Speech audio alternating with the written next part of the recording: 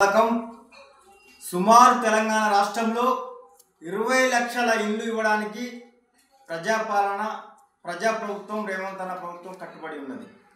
మొదటి దఫ నియోజకవర్గానికి 3500 ఇల్లు, తెలంగాణ రాష్ట్రంలో 4,50,000 ఇల్లు 22,500 కోట్లతోని ప్రారంభిస్తున్నారు.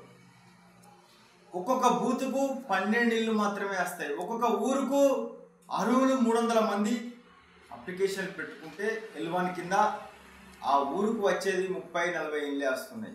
అంటే ఒకే దఫ ఇల్లు మొత్తం ఆ గ్రామానికి రావనేది ఫస్ట్ గుర్తుపెట్టుకోవాలి. గ్రామంలో ఉన్న ప్రతిపక్షాలు కానీ స్వపక్షం కాంగ్రెస్ పార్టీ కార్యకర్తలు కానీ 4 దఫాలలో ఎవరైతే L1 ఉన్నారో లబ్ధిదారులు అర్హులు వారందరికీ ఇవ్వడానికి రేవంత్ అన్న ప్రభుత్వం సిద్ధమై ఉంది. మొదటి దఫాలో కాంగ్రెస్ పార్టీ కార్యకర్తలు అర్హులు ఉంటే పక్కా ఇస్తాం, తప్పేం లేదు.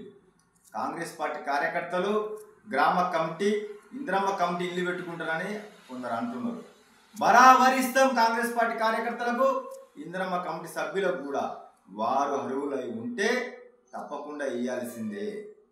వారికి ఏమో దేశద్రోహులు కాదు, అర్హులనే ప్రతి ఒక్కరు బీజేపీ కానీ టీఆర్ఎస్ కానీ సిపిఐ కానీ సిపిఎం కానీ ఎంఆర్ఎఫ్ఎస్ కానీ ఏ కుల సంఘమైనా పర్వాలేదు, అర్హులై ఉంటే మొదటి విడత, రెండో విడత, మూడో విడత, 4 విడతలలో 20 లక్షల ఇందిరమ్మ ఇల్లు కట్టడానికి కాంగ్రెస్ పార్టీ ప్రభుత్వం కృషి చేస్తున్నదని ఫస్ట్ గుర్తించుకోవాలి విమర్శించే వాళ్ళు.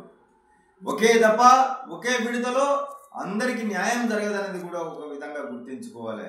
అర్హులు ఎవరున్నా ప్రతిపక్షాలలో ఉన్నా కానీ ఓపిక పట్టవలసిన అవసరం ఉన్నదని ఒకటి గుర్తించుకోవాలి. గత 10 ఏళ్లలో ఒక ఇవ్వకపోయినా అడిగే నాదుడు లేడనేది ఒకటి గుర్తించుకోవాలి.